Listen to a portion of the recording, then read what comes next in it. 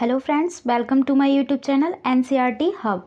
आज हम क्लास 5 की ईवीएस का चैप्टर 12 समझेंगे, ख़त्म हो जाए तो।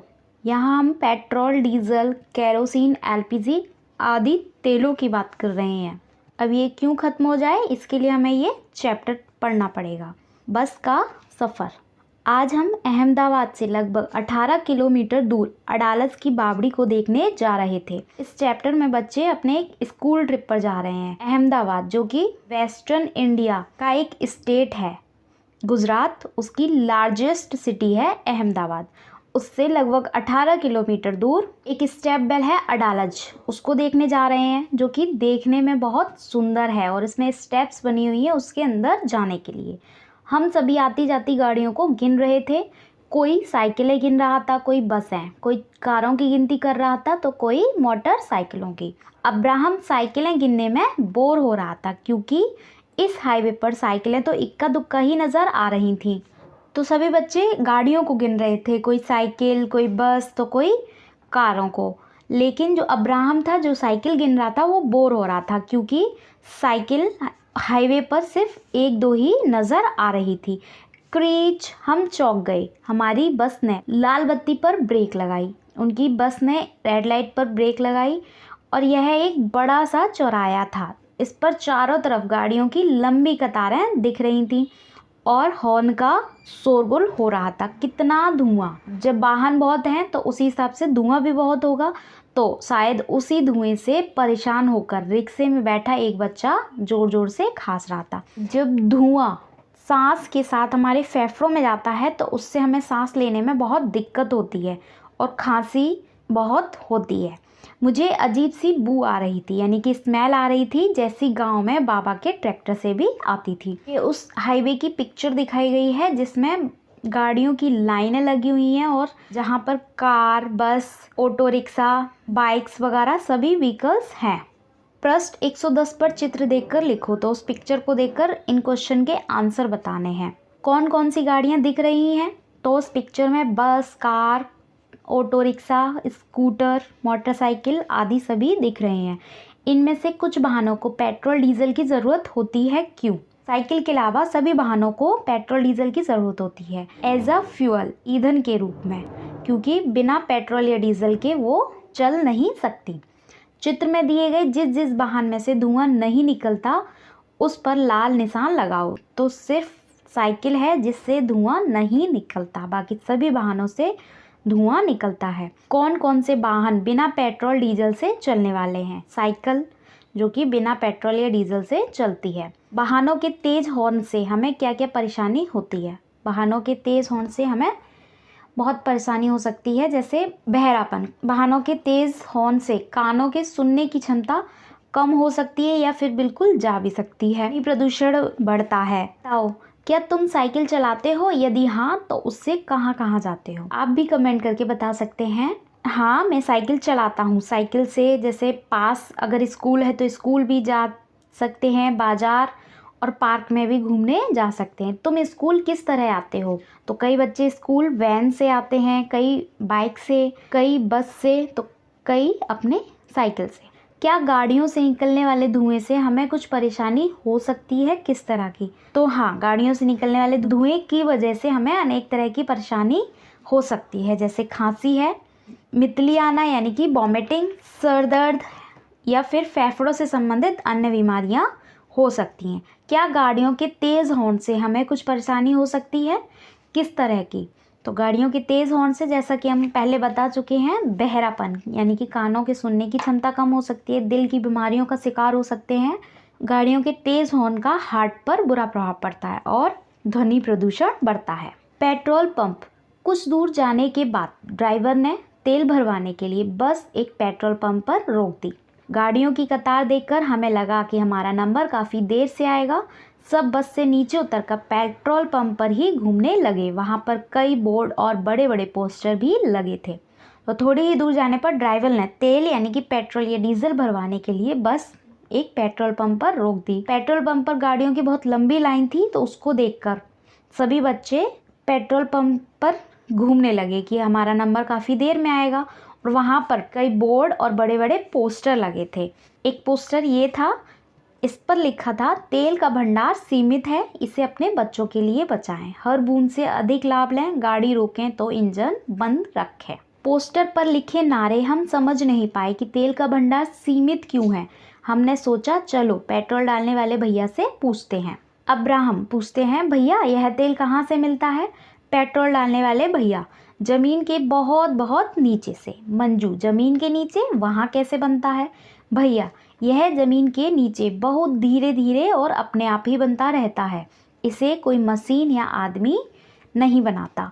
अब्राहम, तब तो हम खरीदने की बजाय खुद ही निकाल सकते हैं इसे, बोरिंग या पंप लगाकर, जैसे पानी निकालते हैं। भैया, यह हर जगह नहीं होता, देश में कुछ ही जगह तेल निकलता है और उसको निकालने साफ करने के लिए बड़ी बड़ी मशीनों का यूज़ होता है। तेल यानी कि पेट्रोल या डीजल को कोई भी इंसान या मशीन नहीं बनाती है, वो एक्चुअल में जैसे समुद्र में बहुत सारे जीव जंतु या पेड़ पौधे मरते जाते हैं, मृत हो जाते हैं, तो वो वैसे की वैसे ही वहीं पर पड़े रहते हैं और लाखों करोड़ों सालों बाद वो परत दर परत ऐसी बिछती जाती है और वो आगे चलकर ज़्यादा हीट और प्रेशर की वजह से वो पेट्रोलियम में बदल जाते हैं, जिसको हम बड़ी बड़ी मशीनों से निकालते हैं और निकालने पर यह तेल बहुत ही गाढ़ा, काला और बदबूदार होता है और इसको साफ करने के लिए रिफाइनरी में भेजा जाता है और वहाँ से इसी तेल में से बहुत सारी चीज़ें निकलती हैं। भारत में तेल के भंडार किस किस राज्य में हैं?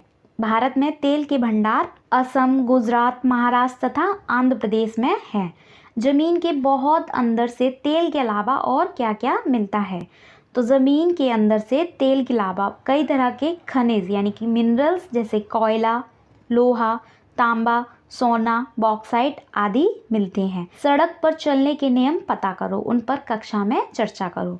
तो सड़क पर चलने के नियम हैं जैसे कि हमें सड़क दौड़कर या जल्दबाजी में पार नहीं करनी चाहिए, खड़ी गाड़ियों के सामने से या बीच में से नहीं पार करनी चाहिए, सड़क पार करने के लिए जेब्रा क्रॉसिंग का यूज़ करना चाहिए, चौराहे पर लाल व हरी बत्ती का पूरा ध्यान रखना चाहिए, सड़क पर लगे यातायात चिन्हों का निर्देशानुसार पालन करना चाहिए। पेट्रोल और डीजल का इस्तेमाल हमें सोच समझकर करना चाहिए, सोचो क्यों? तो पेट्रोल और डीजल का यूज़ हमें सोच समझकर करना चाहिए क्योंकि जिस हिसाब से उसका प्रयोग हो रहा है यानी कि जिस मात्रा में उसका प्रयोग हम कर रहे हैं उस मात्रा में उसका निर्माण नहीं हो पा रहा, वो बन नहीं रहा, क्योंकि ये प्राकृतिक है और इसको बनने में कई करोड़ों और लाखों साल लगते हैं। इसको कोई मनुष्य या मशीन नहीं बनाता। इसके बिना आजकल हमारे बहुत से कार्य भी रुक सकते हैं, इसलिए इसका यूज़ हमें बहुत सोच समझ कर करना चाहिए और इसको वेस्ट नहीं करना चाहिए और इसके अन्य विकल्प भी हमें ढूंढने चाहिए।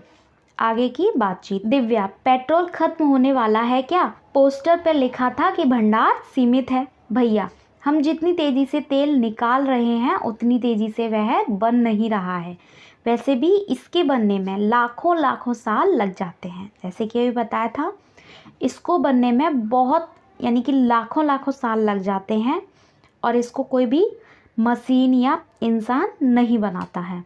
अब्राहम, अगर तेल खत्म हो गया तो गाड़ी चलेंगी कैसे? मंजू, सीएनजी से, मैंने टीवी पर देखा था, इससे धुआं भी कम होता है। भैया हंसते हुए, अरे वह तो ज़मीन से ही मिलती है और सीमित ही है। दिव्या, बिजली से भी तो गाड़ियाँ चलती हैं, मैंने बैटरी से चलने वाली साइकिल देखी है। आजकल कुछ गाड़ियाँ ऐसी भी आ रही है जो बिजली से यानी कि बैटरी से भी चलती हैं। अब्राहम, कुछ ना कुछ तो करना ही होगा वरना हम बड़े होकर गाड़ियाँ कैसे चलाएंगे? दिव्या, अगर गाड़ियाँ कम चलेंगी तो मेरी दादी खुश हो जाएंगी, वे कहती हैं तौबा, चींटियों की तरह आज गाड़ियों की कतारें ही कतारें हैं, आगे चलकर तुम्हारा क्या होगा? अक्सर ज़मीन पर आपने चींटियों की लाइन देखी होगी, वैसे ही आजकल गाड़ियाँ हैं जो गिनी नहीं जा सकती। मंजू, हाँ देखो ना, ज़्यादातर गाड़ियों में एक दो ही लोग बैठे हैं, सब बस में क्यों नहीं जाते? अब्राहम, हाँ पेट्रोल तो बचेगा, एक बस में तो कितने ही लोग जा सकते हैं। मंजू, मैं बड़ी होकर कोशिश करूँगी कि हम सूरज की किरणों से गाड़ियाँ चला सकें, फिर ख़त्म होने का कोई चक्कर ही नहीं है, जितना मर्जी इस्तेमाल करो। यह पता लगाना आसान नहीं है कि ज़मीन के अंदर गहराई में तेल कहाँ मौजूद है। वैज्ञानिक खास तरीकों और मशीनों से यह समझते हैं और अंदाज़ा लगाते हैं। फिर गहराई तक पाइप और मशीनें डालकर तेल ऊपर खींचा जाता है। निकाला गया तेल गहरे रंग का गाढ़ा बदबूदार होता है। इसमें घुली मिली और छुपी हुई बहुत सारी चीज़ें होती हैं। इन चीज़ों को अलग अलग और साफ़ करने के लिए तेल को रिफाइनरी में भेजा जाता है। क्या तुमने कभी रिफाइनरी के बारे में सुना है? इसी तेल से हमें मिलता है kerosene, diesel, petrol, engine oil, हवाई जहाज़ के लिए ईंधन, एलपीजी, मोम, कोलदार और ग्रीस। प्लास्टिक और पेंट को बनाने के लिए भी इसी तेल का यूज़ किया जाता है। तेल की बचत के बारे में सोचने लगा। मुझे ध्यान आया कि बाबा तो ट्रैक्टर का इंजन चलता छोड़कर दूसरे काम करने में लग जाते हैं।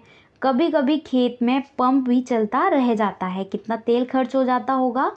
घर जाकर बाबा से ज़रूर बात करूँगा। अक्सर ऐसा होता है कि लोग अपनी गाड़ियों को इंजन चलता छोड़कर दूसरे कामों में लग जाते हैं या फिर रेड लाइट पर गाड़ी के इंजन को बंद ही नहीं करते हैं। इससे उनका ईंधन बहुत वेस्ट हो जाता है। लिखो, गाड़ियाँ चलाने के लिए किस किस चीज़ का इस्तेमाल हो सकता है? गाड़ी चलाने के लिए petrol, diesel, CNG, LPG, battery तथा सौर ऊर्जा का इस्तेमाल हो सकता है। अगर इसी तरह सड़कों पर वाहनों की संख्या बढ़ती रही तो क्या क्या समस्याएं हो सकती हैं? जैसे सड़क पर ट्रैफिक बढ़ जाएगा। बड़ों से बात करके अपने विचार लिखो। तो अगर वाहनों की संख्या सड़क पर बढ़ती रही तो कई प्रकार के वायु प्रदूषण तथा सड़कों पर होने वाली दुर्घटनाएं बढ़ जाएंगी।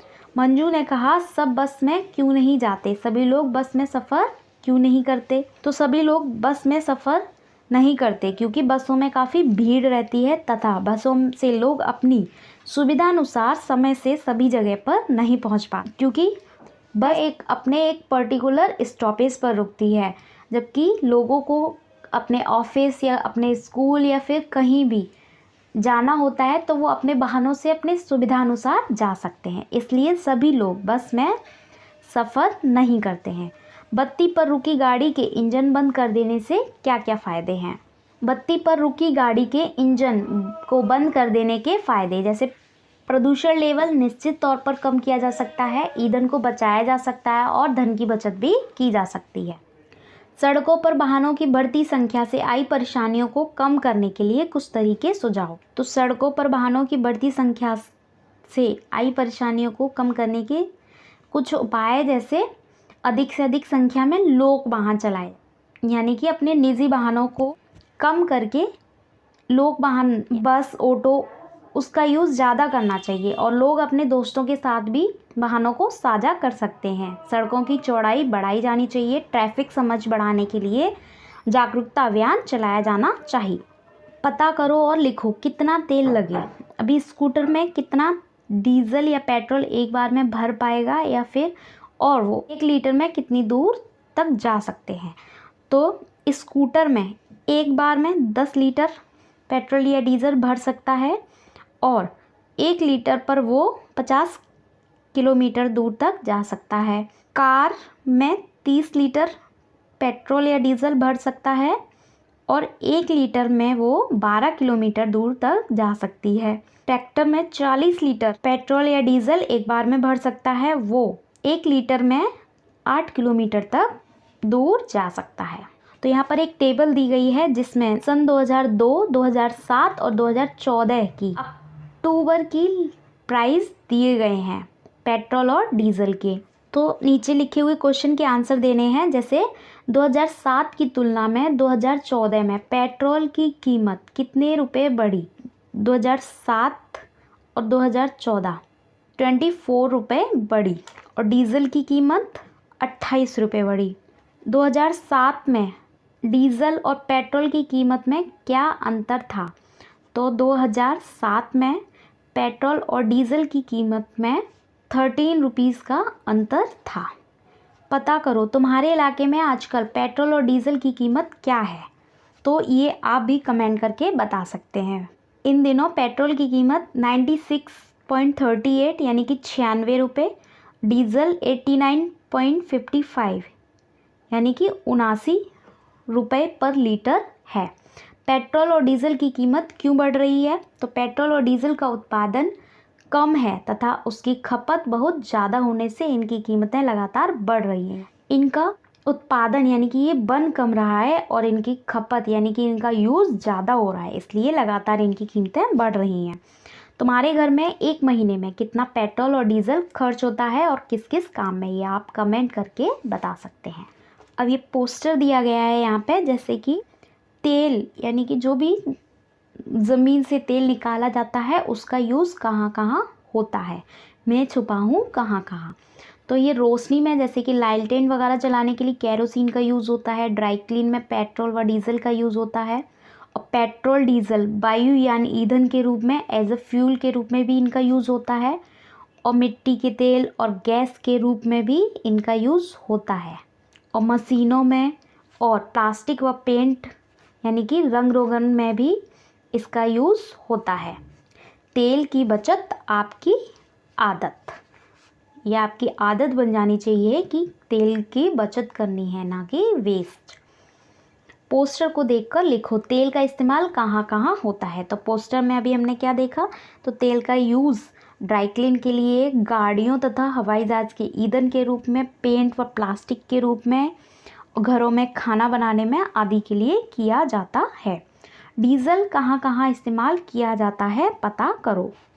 तो डीजल का यूज़ बस, ट्रक, ट्रैक्टर, जनरेटर आदि में किया जाता है। सोचो और चर्चा करो, तुम्हारे गांव या शहर में एक हफ्ता पेट्रोल या डीजल नहीं मिले तो क्या होगा। आजकल गांव या शहर में एक हफ्ता पेट्रोल या डीजल नहीं मिले तो काफ़ी समस्या उत्पन्न हो जाएगी, काफ़ी प्रॉब्लम हो जाएगी। जैसे गाड़ियों का चलना बंद हो जाएगा और मिल्स व कई फैक्ट्रियां हैं वो बंद हो जाएंगी, क्योंकि सारी मशीन पेट्रोल, डीजल या तेल से ही चलती हैं। जनरेटर भी नहीं चलेंगे और पावर कट से सभी काम बंद हो सकते हैं। तेल बचाने के तरीके सुझाव। तेल बचाने के बहुत सारे उपाय हैं, जैसे ज़्यादा से ज़्यादा साझा वाहन यानी कि लोग वाहनों का अधिक से अधिक यूज़ करना, जैसे कार पूलिंग वगैरह होती है। निजी वाहनों का कम से कम यूज़ करना। रेड लाइट पर गाड़ी के इंजन को बंद रखना। सौर ऊर्जा का अधिक से अधिक यूज़ करना, और दाल चावल आदि को पकाने से पहले उनको भिगो देना। इन सभी उपायों से तेल बचाया जा सकता है। घर में चूल्हा कैसे जले। दुर्गा हरियाणा के एक गांव में रहती। अब यहाँ पर एक हरियाणा की दुर्गा की बात की जा रही है कि वो दिन के कई घंटे उसके चूल्हे के लिए लकड़ियाँ इकट्ठे करने में चले जाते हैं। उसकी बेटी को भी उसकी मदद करनी पड़ती है।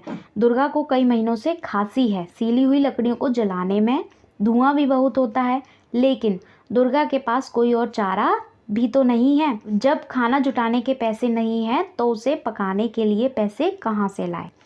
तो दुर्गा की बात की गई है यहाँ पर कि दिन के कई घंटे उसके चूल्हे के लिए लकड़ियाँ इकट्ठे करने में चले जाते हैं। वो अपना खाना बनाने के लिए चूल्हे का यूज़ करती है और उसमें लकड़ियाँ चाहिए, और इसके लिए वो लकड़ियाँ इकट्ठी करती है, और उसकी बेटी भी उसमें मदद करती है। दुर्गा को कई महीनों से खांसी है, क्योंकि जब सीली हुई लकड़ियाँ होती हैं उनको जलाते हैं तो धुआं बहुत होता है, और वही धुआं सांस के अंदर उसके फेफड़ों में जाता है, तो उससे बहुत दिक्कत होती है। लेकिन दुर्गा के पास और कोई चारा भी नहीं है, क्योंकि वो ऐसे तैसे तो अपना खाना जुटा पाती है। जब खाना जुटाने के लिए उसके पास पैसे नहीं हैं तो वो खाना पकाने के लिए पैसे कहाँ से लाए। इन सभी में वो अभी सक्षम नहीं है। चर्चा करो, क्या तुमने कभी सूखी लकड़ियाँ इकट्ठी की हैं या उपले बनाए हैं। उपले कैसे बनाते हैं। अक्सर देखा होगा कि कई लोग सूखी लकड़ियाँ इकट्ठी कर रहे होते हैं। और उपले मीन्स गाय या भैंस के गोबर से बनाए जाते हैं, उनको कंडे भी बोला जाता है। उपले गाय या भैंस के गोबर में कुछ भूसा मिलाकर उसको लंबी या गोल शेप दी जाती है और उसको कई दिनों तक धूप में सुखाया जाता है। फिर उसका यूज़ चूल्हे में किया जाता है ईंधन के रूप में। क्या तुम किसी को जानते हो जो चूल्हे जलाने के लिए गिरी हुई सूखी टहनी या पत्ते इकट्ठे करते हो। तो ये आप कमेंट करके बता सकते हैं। तुम्हारे घर में और आसपास खाना बनाने की जिम्मेदारी किसकी है। तो घरों में खाना बनाने की जिम्मेदारी ज़्यादातर लेडीज़ यानी कि औरतों की होती है। अगर वे लकड़ियाँ या उपलों पर खाना पकाते हैं तो धुएं से किस तरह की परेशानी होती होगी। अगर वे लकड़ी या उपलों पर खाना बनाते हैं तो धुएं से उन्हें सांस लेने में दिक्कत होती होगी, और कभी कभी सिर दर्द भी, या फिर आँखों में बहुत दिक्कत होती होगी। क्या दुर्गा लकड़ी की जगह किसी और चीज़ का इस्तेमाल कर सकती है, क्यों नहीं? तो दुर्गा लकड़ी की जगह उपलों का इस्तेमाल कर सकती है और किसी चीज़ का नहीं, क्योंकि वो इतनी सक्षम नहीं है कि वो और पैसे जुटाकर एलपीजी गैस या फिर किसी और साधन का यूज़ कर सके। आज हमारे देश में लगभग 2/3 लोग उपले, लकड़ी, सूखी टहनियाँ आदि का इस्तेमाल करते हैं। केवल खाना पकाने के लिए ही नहीं, आग सेकने, गर्म पानी करने, रोशनी के लिए भी। घर के अलग अलग कामों के लिए कई और चीज़ों का इस्तेमाल होता है, जैसे केरोसिन, मिट्टी का तेल, एलपीजी, खाना पकाने की गैस, कोयला और बिजली। इन सभी का यूज़ घर के अलग अलग कामों के लिए किया जाता है और भारत में मोस्टली लोग उपले, लकड़ी और सूखी टहनियों का ही यूज़ करते हैं।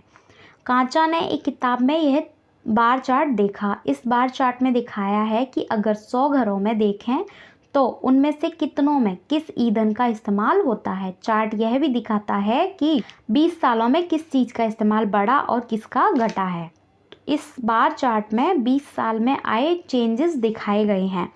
100 में से कितने घरों में उपले, लकड़ी, एलपीजी या केरोसिन, कोयला या बिजली का यूज़ हुआ है। यहाँ पर 2 साल यानी कि 1976 और 1996 का कंपैरिजन दिखाया गया है, जिसको देखकर हमें कुछ क्वेश्चंस के आंसर देने हैं। जैसे देश में सन 1976 में 100 में से कितने घरों में उपले और लकड़ी का यूज़ होता था। तो 1976 में 100 में से 84 घरों में उपले और लकड़ी का यूज़ होता था। 1976 में सबसे कम इस्तेमाल क्या हो रहा था, तो सबसे कम इस्तेमाल बिजली का, यानी कि सिर्फ एक घर में बिजली का इस्तेमाल सबसे कम हो रहा था। नेक्स्ट क्वेश्चन है, 1976 में एलपीजी और केरोसिन का इस्तेमाल 10 घरों में था, जो 1996 में बढ़कर 18 घर में हो गया, यानी 20 सालों में इसका इस्तेमाल 80% बढ़ा। 1996 में 100 में से कितने घरों में बिजली का इस्तेमाल हो रहा था। 1996 में 100 में से सिर्फ 5 घरों में बिजली का इस्तेमाल हो रहा था। 1996 में किसका इस्तेमाल सबसे कम था, तो कोयले का इस्तेमाल सबसे कम था। और 1976 में यह कितने प्रतिशत घरों में इस्तेमाल हो रहा था, 5% घरों में इस्तेमाल हो रहा था। अपने घर में बड़ों से पता करो, जब वे बच्चे थे तब उनके परिवार में खाना पकाने के लिए किन किन चीज़ों का इस्तेमाल होता था। उपले, लकड़ियाँ, केरोसिन आदि। पिछले 10 सालों में तुम्हारे इलाकों में खाना पकाने के लिए किस चीज़ का इस्तेमाल बढ़ा है और किस चीज़ का घटा है। तो पिछले 10 सालों में खाना पकाने के लिए एलपीजी का यूज़ बढ़ा है और केरोसिन, लकड़ी और उपले आदि चीज़ों का यूज़ घटा है। अनुमान से बताओ अगले 10 सालों में खाना पकाने के लिए किस चीज़ का इस्तेमाल बढ़ेगा और किसका घटेगा। ऑब्वियसली बात है, एलपीजी का इस्तेमाल बढ़ेगा और उपले, लकड़ियाँ, केरोसिन, बिजली आदि का घटेगा। आई होप आपको ये वीडियो पसंद आई होगी। मिलते हैं नेक्स्ट वीडियो में। Till then take care, bye bye.